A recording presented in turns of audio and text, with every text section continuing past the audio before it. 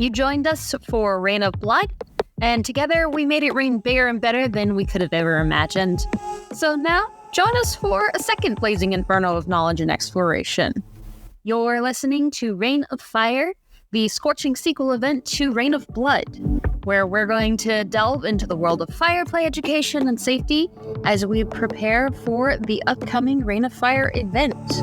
Join your host, Miss Kitten, Radically Dark, and Ember Solaris as we ignite your curiosity and stoke the flames of passion with discussions, interviews, and authentic insights from around the globe. Together, we're three flames united in one mission to make quality kink education more accessible and open pathways to conversation and connection about edgeplay topics around the world. But before we dive into these sizzling topics, a content warning. Rain of Fire discusses mature themes, explicit content, and practices related to BDSM and fire play. So listener discretion is advised, and this is an adult-only podcast. Other topics may include mental health, trauma, consent, and more. So please be sure you're in a good spot to engage in these topics before continuing to listen. So, grab your fire gear, stoke the flames of curiosity, and let's embark on this crackling journey together. Welcome to Rain of Fire. Hey, amazing firebugs. Welcome back to Miss Kitten's Rain of Fire podcast for the Rain of Fire team. I have Hades from the UK today in my dungeon. I'm very excited to speak to this kinkster about fire and some hot things. Hades is based in the UK now, but is originally from Greece. Welcome to my dungeon, sir, and thank you so much for chatting to us today about fire. Hello, Kitten. Thanks for having me. It's been a great honor to speak here. Yay! I know that you have an absolute love for fire and that you are involved in kink. Before we talk too much about fire, can you tell our listeners and myself a little bit about how you got started in kink and what your kink journey looked like? Yeah, so my kink journey is kind of not so...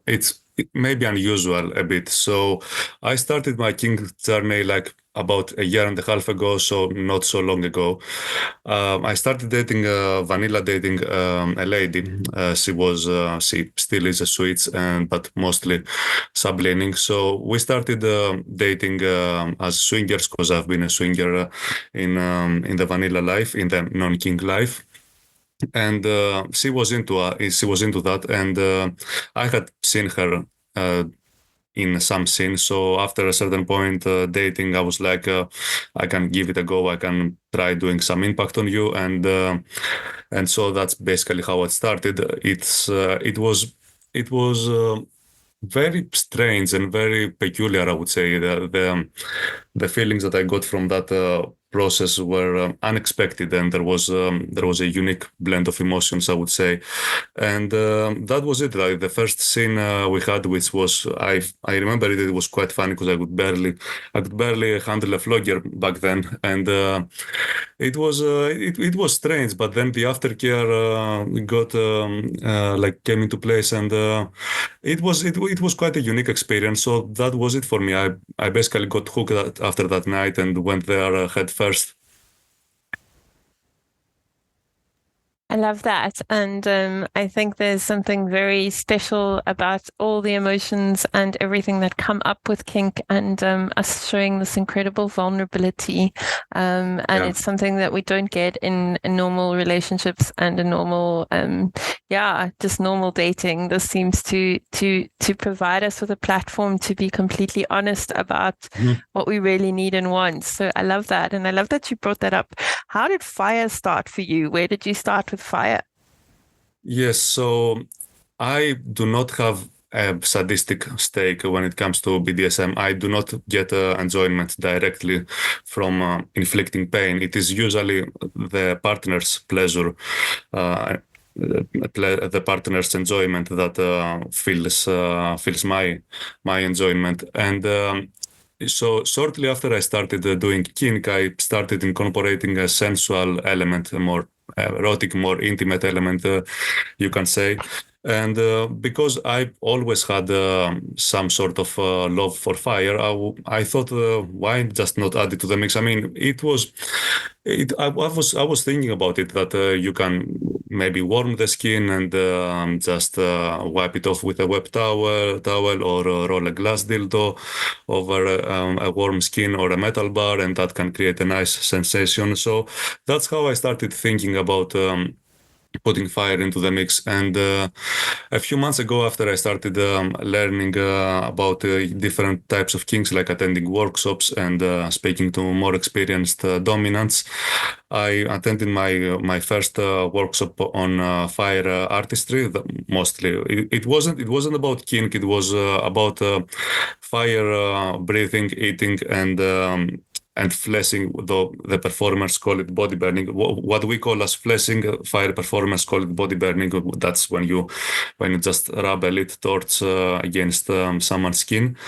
So I attended this workshop, and then I attended another workshop like shortly after, like a month after my first workshop, which was more about advanced fire eating and fuel manipulation. You work with another fuel, you work with Coleman's fuel in particular, and you can create a really nice art there. You can create what we call body arts, body trails. Sorry. More details I will upload in my profile shortly. And so I had a partner during that period, but we didn't. I had a kink play partner that period, but we didn't get to do fire play. However, because we split up relatively shortly after my first workshop. However, I did try it first with another play partner of mine. During a very short, it was a trial. It wasn't a proper scene, but we did it. We tried doing some fleshing and some body trails. That is when you put fuel directly onto someone's skin. There is a very particular way to do that. It's probably one of the most dangerous way you can do fire play in BDSM. But there is a very specific way you can do that, and you can do that safely. And then you can light it up, and it burns for like 1 second or something. So I did that on her, and then I did it on another lady, and then after a couple of months, I started doing that with another lady that I had a short vanilla play with for mostly like content creation, and then I started doing it more like as an art, and I had like a relatively long scene. Like a week ago, or it was 8 days ago. But yeah, right now I'm mostly focusing on the artistic side of it. I love that. When you introduced it to someone who was mostly vanilla, how did they react to it? Because it's quite an interesting. Fire is quite awe-inspiring. I introduced a lot of my kink friends to it last night, and it was a very interesting experience. Although these are all edge players, they all play with blood and needles and do heavy impact, and they all have huge experience in kink. It was really interesting to see, number one, how the whole room was aware that they were in the presence of fire. They all looked slightly terrified, and they were all very present. There was not one person who wasn't focused. There wasn't one person who wasn't, I think, terrified slightly. And those are not, this is my kink team. They're very experienced. They have a lot of crazy experiences under their belt, because we're pretty mad with what we do half the time. So how does a vanilla person react to fire? Yeah, so I'm very glad you brought that up, because it's a very important thing to mention, especially for new kinksters and most notably for new dominants. I think it's a very important aspect of play to make the other person, the bottom, to make them feel safe and make them feel assured that you know what you are doing and you do it safely, so that they will relax and enjoy the process as much as they can. So usually when it comes to fire, well, my first two play partners were also kinksters. One of them was a little bit scared, but she got around it. She had done a number of things that can be put under the umbrella term of edge play. So it wasn't something that scary. She was a bit nervous, but it wasn't really scared. And so was the second partner. The first vanilla play partner that I did that. She was a bit scared. However, I did a few things on myself first before doing that on her. I explained the process thoroughly. I put some butane bubbles on my hand and set them on fire just to demonstrate how safe it is. I also had some flash cotton with me, which was dried up perfectly. And this flash cotton, for anyone who doesn't know, it's a type of cotton magicians use in order to perform certain stunts. So it looks similar to regular cotton, but once you light it up, it just goes away instantly, and you barely feel any heat if you put it on your hand, unless you put like a big amount of it. So I did it on my hand first. I did it on my play partner afterwards. It's a really safe thing to do if you do it properly. If you put just a tiny bit of amount over a large area of your hand and you can light it up, it will blow out instantly, almost instantly. And we did that. We did a few tricks with just a few fire butane bubbles, and so she got eased into that, and we started building up from there.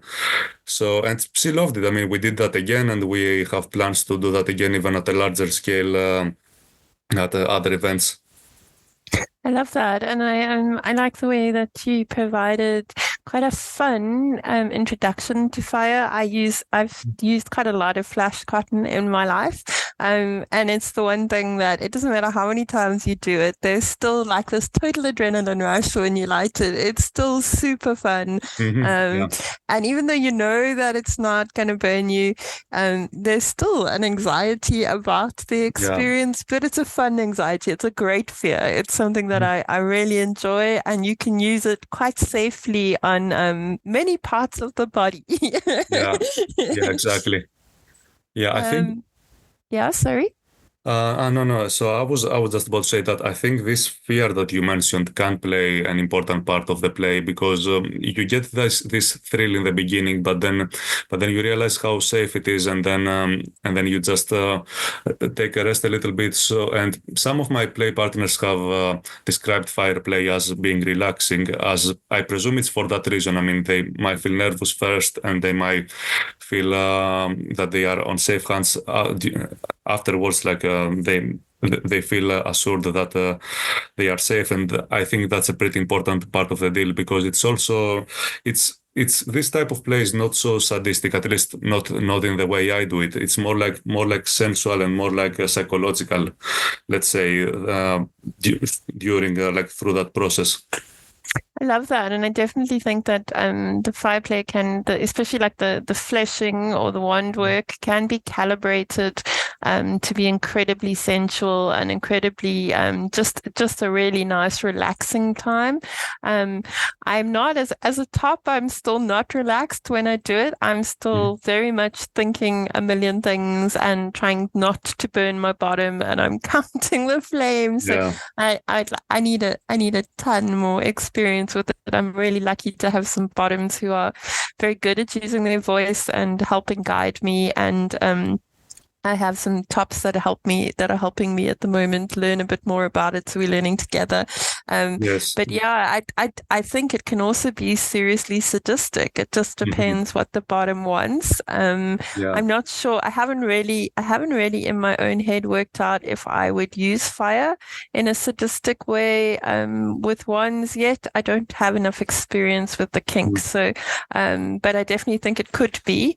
But yeah, it's super fun. And But going back to what we were saying about the first reaction to fire, we did fire in the dungeon, and we were really good about it. We did butane bubbles, and we're really good about having the butane bubbles in a container far away from the light source. So the flame is far away from the butane bubbles, so that nothing can happen. That we can't by accident hit the flame over, or the fuel and the flame are far away.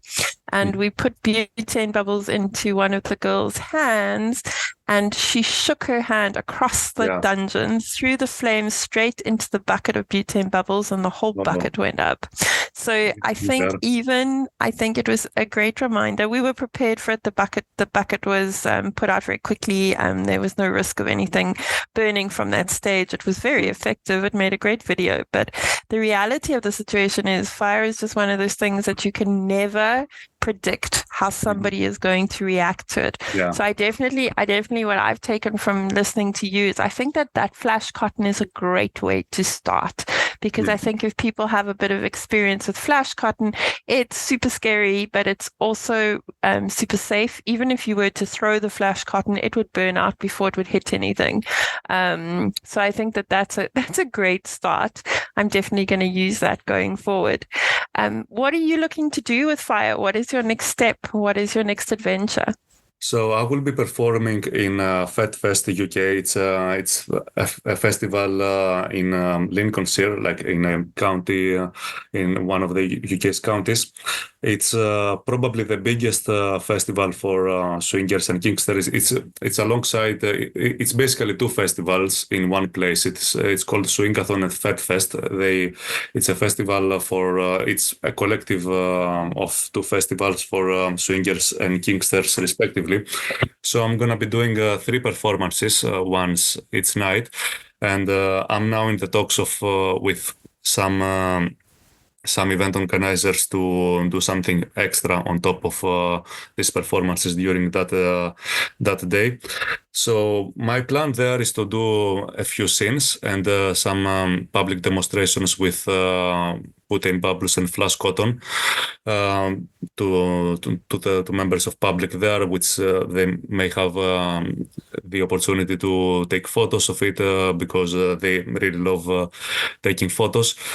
And so I'm looking forward to it. And I think you mentioned you mentioned something that has happened to me basically. So what you said before about like butane bubbles being contained somewhere and then flame goes into them, it has happened to me. And thankfully, I had the butane bubbles in a pretty small container. It was like 10 by 15 centimeters. It was a really small container. So I was just able to blow it out and the fire was gone. And even if it was a bit bigger, I would most certainly be able to just throw a towel over it and restrict the oxygen and everyone would be safe. So I think after this happened, I was thinking of buying a bigger container for practical reasons. But I think using a small container, it's great for safety because although I almost always have to put butane in this small container again and again because I cannot trap that much butane into the bubbles. But it's still worth it when it comes to safety, I think. And that's interesting that you say. So we've done it with a couple of different size containers. I definitely recommend something that has decent sides. Like a deep metal bucket is my perfect container for it, because then even if I light it, it can burn out in the metal bucket. There's no risk. But I think that the butane gas is heavier than the oxygen. So I think that once the bubbles break, the gas sinks away anyway. So I don't think there is a way to trap a huge amount about it. I was speaking to Prime Evil, I think, was saying to me that you can get a propane bottle that bubbles continuously, so that you can open the propane bottle and put the nozzle into the water, the tube into the water, and let the propane bubble continuously through the soapy water. And in doing that, you can have bubbles that are constantly available to be used. I think that's a bit far in my future of what I want out of the kink, because then I've got a butane pot standing there bubbling all the time, and I'm not sure I need to have an extra risk. So I'm not sure it fits my risk profile, but that was his suggestion. And when we thought about it from a whole lot of risk management ideas, it's if you're doing a big play and you wanted a lot of bubbles and you didn't have somebody to do the butane for you, you would be able to then have your propane working in the same way. Please, nobody take my word on this. Please go and test this on something that is not alive, in a space that you are not going to burn down, and please, use care and test all the information. In no way am I instructing anybody to do this, but that was a suggestion that was given, is that instead of putting propane and butane into the water every time, you can replace it with one of those propane canisters that have a camping canister that you'd use for camping, and then you can just put the tube in through the water and it can bubble up slowly all the time, so you'd have bubbles coming and bubbles being accessible.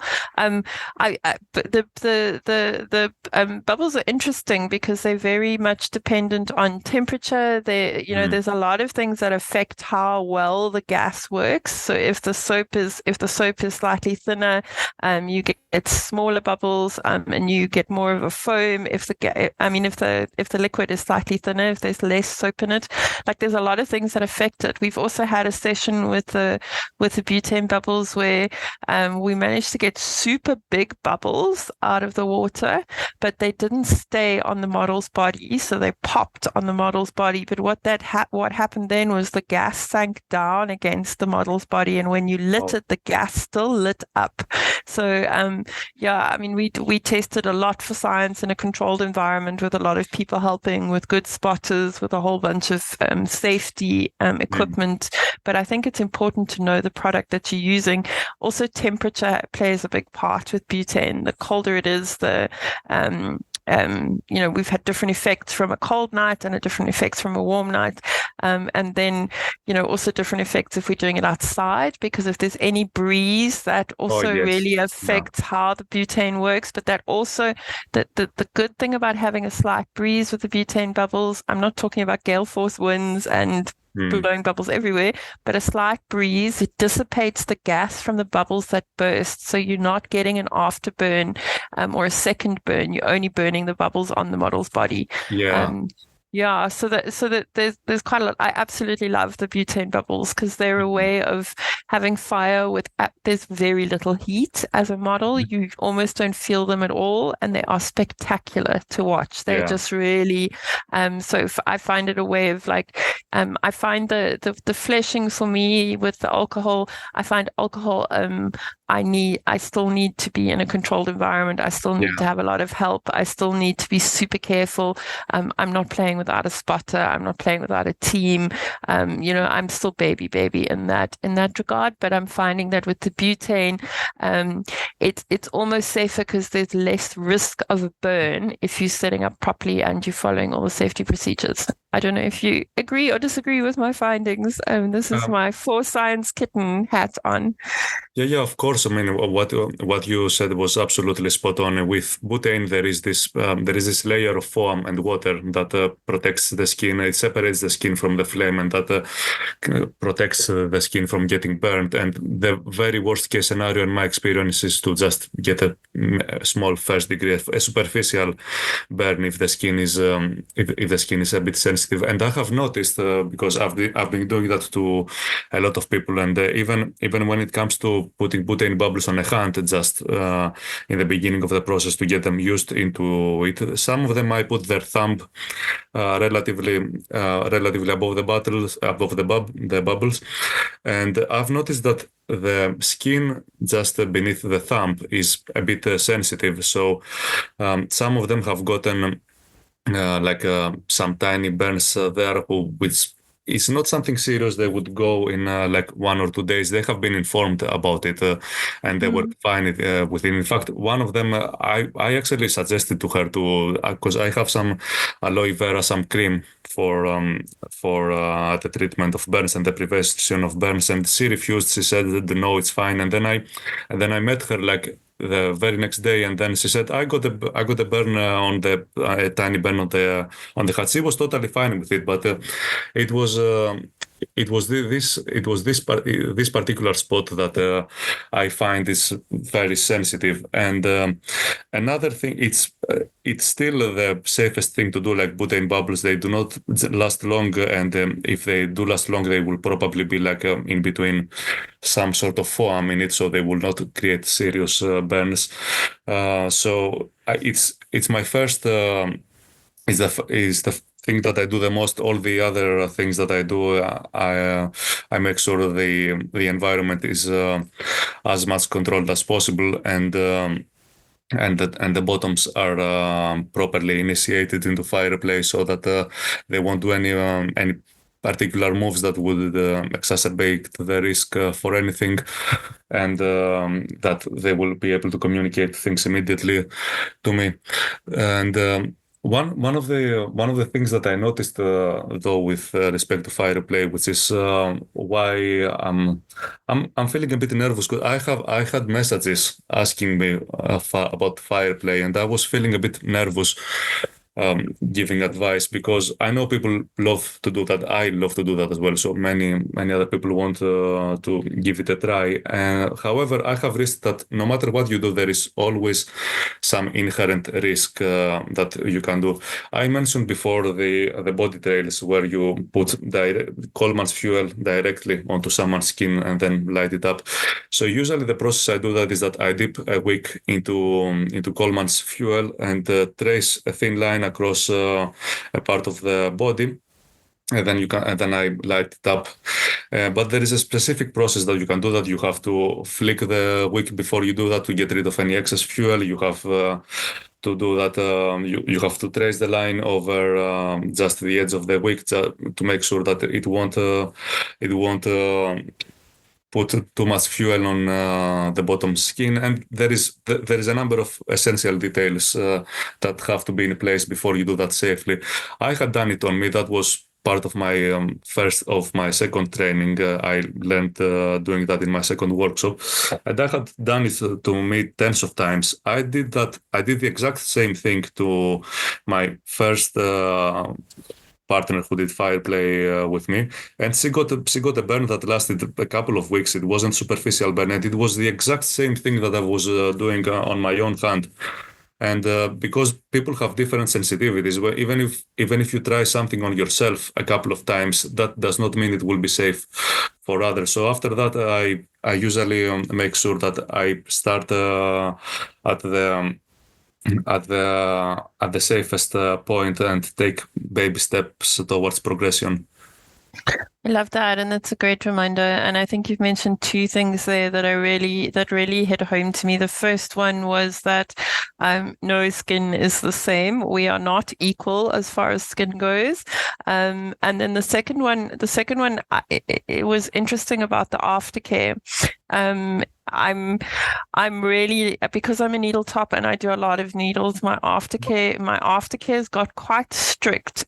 People are not allowed to sort of tell me that they don't want aftercare.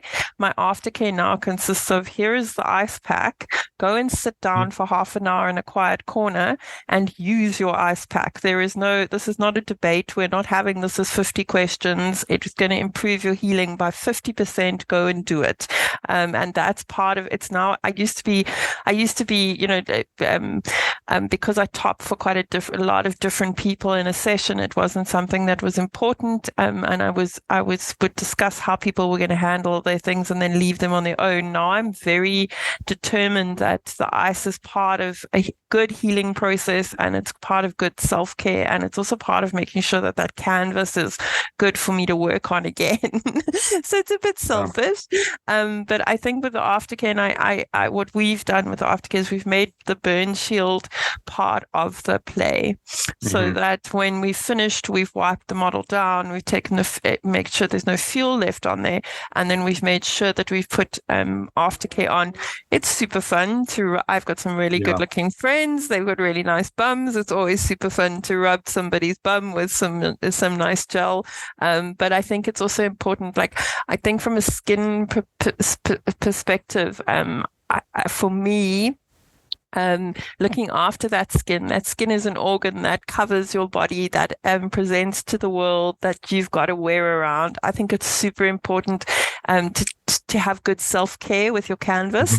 So I really promote that, and I just think having an aftercare gel that you can use, that you say to the bottom beforehand, this is not negotiable. It comes with the fact that this is edge play. I want you to go home looking good. Yeah, I've managed to do my pony's neck a little bit, make it sort of red and burn him. Not, I don't even know it was a proper burn, but it looked a little bit like sunburn on both sides of his neck after we finished the play. And I'll tell you that with the aftercare gel, within 4 hours, the skin was looking super happy and super relaxed, and we just did that for 48 hours. So the one thing that you mentioned, and you've been quite good about sharing authentically, and I think this is what people need to hear about fire, is you're fucking going to get burned. There's no way around it. And you have to be prepared going into this that you are at some point going to experience a burn, whether it is a tiny, small burn or it is a bigger burn. It is very possible that it's going to happen, and there needs to be a plan of action, and there needs to be accountability before it happens, so that you have a plan that you can implement, because I don't think any of us can expect to play with fire and not get burned. Yeah. Especially when you are progressing, there is no progress without failure. It's inevitable. It's sadly it's part of the deal. It's like getting a few burns is unfortunately the norm of for new fire performers and kicksters. Yeah, and that and losing most of your body hair. Yeah. Yeah, exactly. I mean, some people see this as a good thing. The thing is that when I live in a relatively isolated location, so I'm pretty far away I'm pretty far away from pretty much all of my play partners.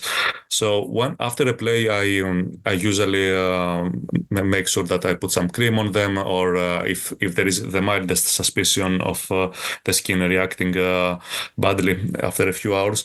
However, because I live far away from them, I have told some of them like to put some cream over it, or just rinse it with water a little bit, or some other related advice, and they often rarely do. I've also spoken to models who wanted photographs with it. I've said to them explicitly not to put any hairsprays for obvious reasons, but they did anyway. So it is one of those things, like bottoms do not always listen to safety precautions. It's so interesting. It's one of the kinks that I'm quite controlling in the dungeon. You would never have guessed. In a medical scene that works because there's one person in charge in a medical scene, and the bottom is relying on you because you're basically doing the work, but you've discussed it. But you're in charge the whole time. I think fire is a bit different. I think fire, there's personal responsibility that comes from the whole room, from the bystanders, from the bottom, from the spotter, from the top. It's more of a poly relationship where you're sharing responsibility. And I also think that it's super important for me in fire that my bottoms can use their voice, and that I can trust them to go and do things like the aftercare and the I need to know that, because I'm also, not only am I miles away from some of my bottoms, I have to go to work on a Monday. So I would love to be in your bedroom and rubbing cream on your bum and feeding you strawberries. Like, I'd love to do that. That would be ideal. But my risk budget says that I've got to go to work on Monday and I can't be in your bedroom and rubbing your bum and feeding you strawberries.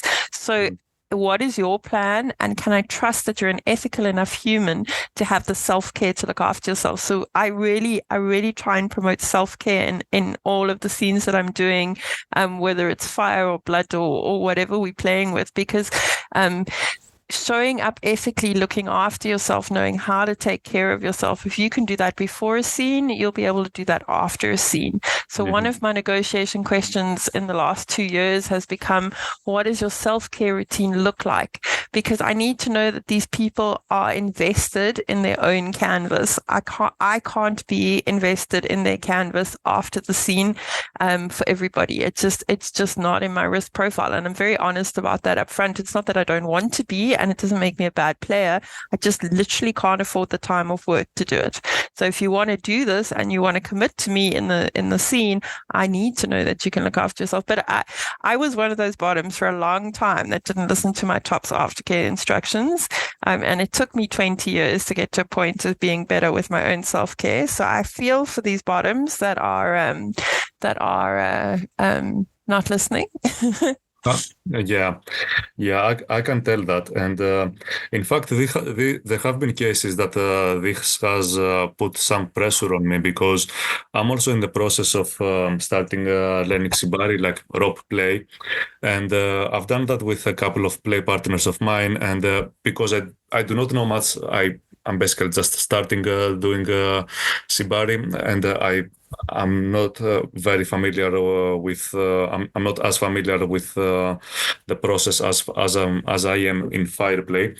When I would do that, I would say the steps, and I would repeat the safety procedures, the safety steps that need to be taken alongside, so that I can remember it, and I will be making sure to follow them properly. And I have told some of my bottoms to just point out to me if they think I'm doing something wrong, and they just weren't looking at the notes. They were basically looking at me tying them up.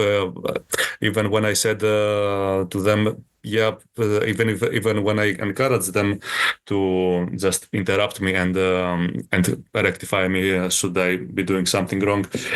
Some of bottoms, like some bottoms I think they overtrust the dominants, the respective tops, and of course I have found it flattering. I mean, I have two bottoms in mind that have done it to me, and it has been flattering for me, but it also puts some sort of pressure, because it makes me feel that 100% of the process is on me, which is it might be fair to say that, but still I would prefer someone to rectify me if I'm making a mistake. I think it's hard, and I think when you come into the community as a bottom, you're told not to top from the bottom. You're told not to have a voice. You're told to trust blindly and to invest your safety into this human being, which is great in a 10-year relationship where you've had 10 years to develop the trust, and you've gone on the process, and you've enjoyed the process together, and you have a fallback of situations that have gone well.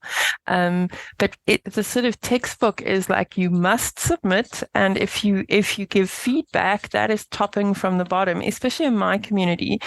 So bottoms are not encouraged to be active bottoms. They're not encouraged to have a voice and to use a voice. And fire is the one kink where I think that it is dangerous for a bottom not to have a voice, because it's a split. It's literally 3 seconds will give you a burn, 1.5 seconds is sensual, 3 seconds will give you a burn. That bottom's got to be telling me that I've left that on for too long and that I need to hurry up, or calling the spotter, or that their leg is on fire and I haven't seen it, or it's really not just blindly trusting that I'm going to see it. So it's definitely like, I understand personal responsibility better from bottoming for fire, 100% better. Like I have to be there with my top. This is it's a group activity. As much as I'm enjoying it, I need to be the one to look after myself first.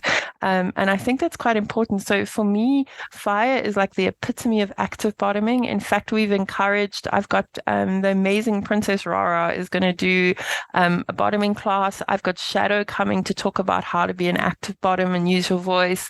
So I've really focused at Rain of Fire on encouraging bottoms not to be quiet and stay submissive, but to have a voice and to trust their voice. And I think because society has like dictated that he is the dominant, he is in charge, all will be well if you just submit. Fire is not. Fire is definitely edge play. It's definitely personal responsibility. Mm-hmm. Yeah. And that personal responsibility comes down to discussing how we communicate in the beginning, and knowing that as a bottom, you have the right words to communicate, because even how you communicate for me becomes important in fire. Like the first couple of times we did it, real South Africans, like outside on the patio, like just lighting things up because, it was fun. My partner's a pony, so he's standing. Pony's got the towel, I've got the fire. We light the thing on a light, and Pony just shouts, "Fire!" Okay, that's great. We know it's fire, but where is the fire? So at that stage, the fire was on my leg, which was not a great place for the fire to be. So identifying what is on fire, what is burning. So the communication actually needs to be super refined. And then in a group, when we were playing with our team, like that became even more important. Like it doesn't help that there's 6 people in the dungeon and somebody yells fire, because there is a lot of fire at this point. There's butane bubbles, everything's burning. Where is the fire, and what is the spotter needs to actively take responsibility for? So I just think, I just find from a personal responsibility point of view that playing with fire has taught me a huge amount. Like I think in my dungeon, I took all the responsibility in medical play. I didn't leave it up to anybody else. I was always in control. Although I'm still in control of the scene as a top for fire, a lot of people have roles that they need to be as much using their voice as I do. And I'll tell you, from a top perspective, it's hard to give other people responsibility and to trust that they can do it. So building up the fire team's been an interesting journey from our side too. And as a bottom, I just realized that I don't want to die, and that I have to use my voice, and just trusting blindly doesn't help. Not in this situation. Yeah, but I agree. And I think that this bottoming thing where we give our trust blindly to the individual is fantastic in a 20-year relationship where you have a whole history together and you have little situations that have gone well and you have a reason. But I think in BDSM, I see a lot of bottoms doing that first and foremost when they start out. And that's scary for me because you don't know the person. The person doesn't know you. You need to align first before you get to that point. That was my personal soapbox chat about bottoming. No, I mean that's a pretty important thing to say, and I think it's very nice of you that you are organizing these workshops about bottoming and speaking and how the bottoms should give feedback even during the process of a BDSM scene, because as you said, it might be expected of them for whatever reason to just trust the dominant blindly, or they might be pressed into trusting the dominant blindly, and that can have like very dangerous consequences. Even if the dominant does not have any bad intentions, they might just not know the bottom's limits, especially if it's a new relationship, or if it's a pickup play or something. Then they certainly want to know their limits exactly. We should always, as tops, take baby steps, but when we play with someone the first time or when we try something new, but there is always, I mean, as you progress, there is always this risk of just hitting a line that you didn't know it was there, and that is particularly true if you haven't communicated better. So even in cases of good willing dominance, such accidents can happen if the bottom doesn't speak on time. Yeah, they can. I think just making sure that there is accountability in the relationship Mm. before you get to that point, so that you have a way that you can sit down and chat about it, is really important. And it's hard. It brings up a whole lot of emotion as well. Mhm. So I think the debrief for me becomes important right from the beginning, right from the first play. Creating a space after the play just to say, what were your 5 worst? What were your 5 best? Where can we improve? How can we make this shit better together? And what did this look like for you? Because this is what it looked like for me. So that you're aligning. And I think that if you do lots of little bits like that, eventually you get to the point where it's easier to do the bigger things, and even if they go wrong, you have a way of discussing them and working through them instead of throwing the relationship away. Because it does, like you said right in the beginning, it shows your incredible vulnerability. And when we are vulnerable, we're difficult people. We're difficult Yeah. people to talk to. We're difficult people to deal with. So I think that Yeah. communication is super important. When I first started this journey, I did a course with Consent Academy, and they literally like changed my life at that stage. But they said something very interesting to me, and it's something that stuck with me over all the years. They said, always have an exit strategy and discuss your exit strategy up front. And I think that I really like that. And that was something that really hit home. Sorry, I interrupted you there. No, I just didn't hear you well. So, sorry about that. But yeah, I got you. Yeah. Yeah, so I think having it in a new relationship, I'm not talking about a pickup play, but having in a new relationship where you actually starting to play with each other, where you're starting to test limits and boundaries, having an exit strategy, deciding what happens when things go Yeah. wrong, and discussing that in front of the play is super important, because then you have a plan, and you're able to talk to each other about it, and it doesn't feel so scary, and you're also able to solve things gently without ending up undoing all the good that you've done together, because I think that's really sad when it happens. Yeah, of course. And sadly, we all have experiences where things went sideways.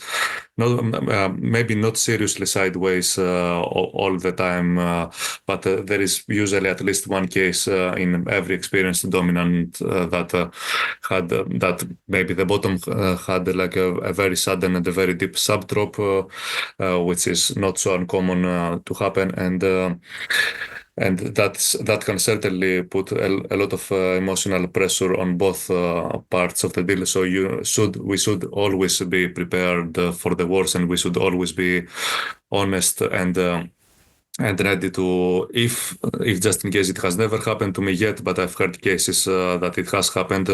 There was a guy who had undergone cock and ball torture, and something went seriously wrong.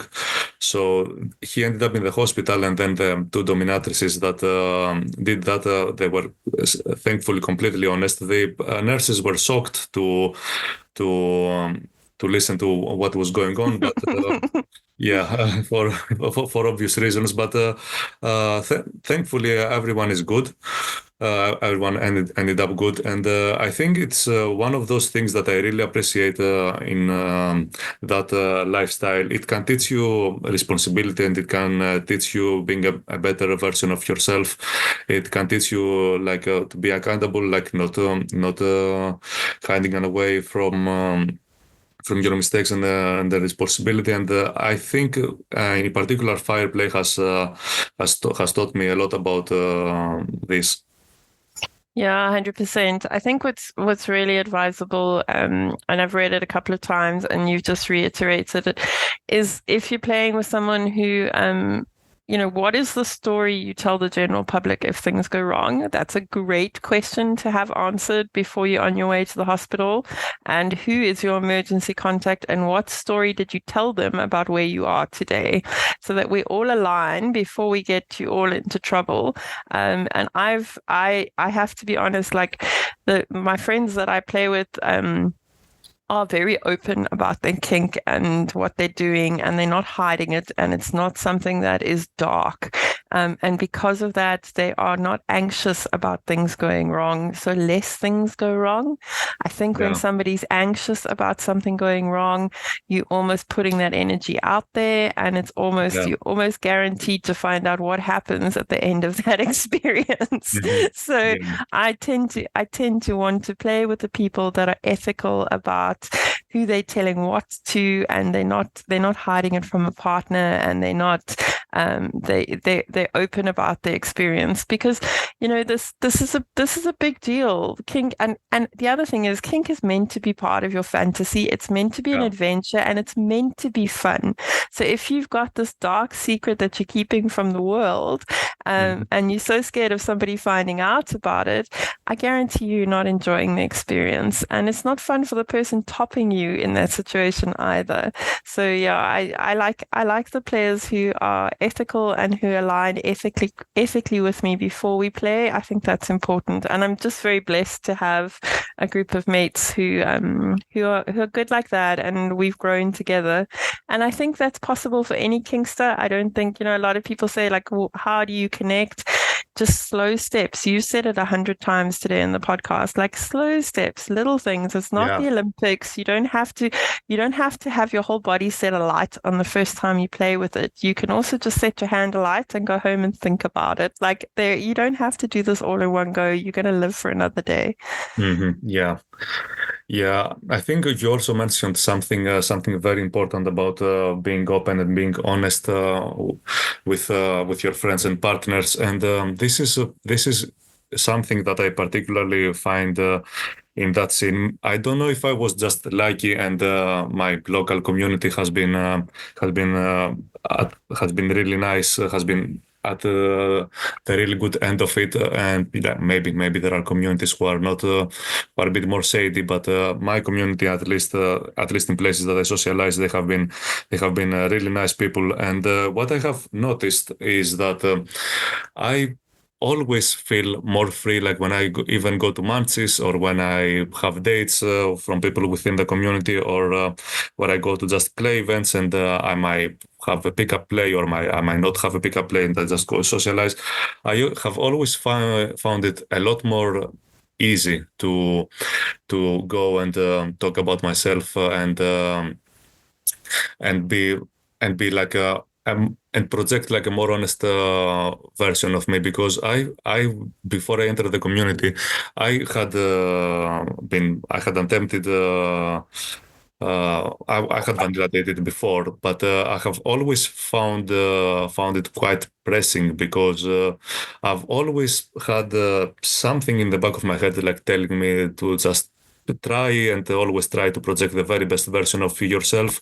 Whilst in the kink community, I don't feel that pressure. I feel I can be more honest. I do not have fear of judgment. I can safely say that these are the things that I like. These are the things that I don't like. These are the things that I'm curious about, and that's it. That's who I am. I don't feel any sort of pressure to put on any mask in some sense, and. I love that. I really appreciate about this community.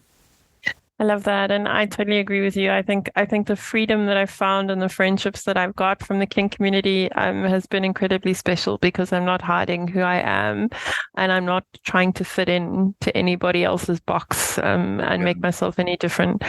Hades, I've loved chatting to you tonight. You are having such a beautiful journey, and I wish you so much luck at your upcoming festival. I know that Kitty van Crypt is going to be there as well.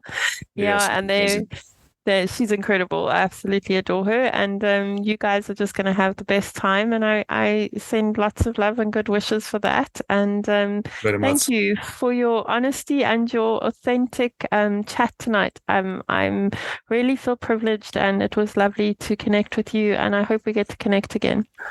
Thank you so much. It was a really nice way. It was a really nice afternoon and evening. Basically, I really enjoyed our session. Thank you so much. Thanks, Hades. And to my listeners out there, if you haven't got tickets for Rain of Fire, we've got some great classes. We're doing some super stuff with active bottoming.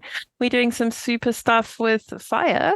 We have some scholarships and some sponsorships. If your ticket is, if a price is a barrier to getting a ticket, we really want to make education available to everybody. So hook up with us.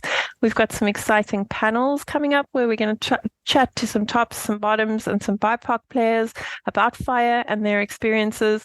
We've got the podcast running the whole way through June and July. So keep listening, keep showing your love for our presenters and our guests. And from me in Cape Town, South Africa, to wherever you are in the rest of the world, I hope you're staying lit and having a great week. Happy Monday, lots of love and kitten kisses.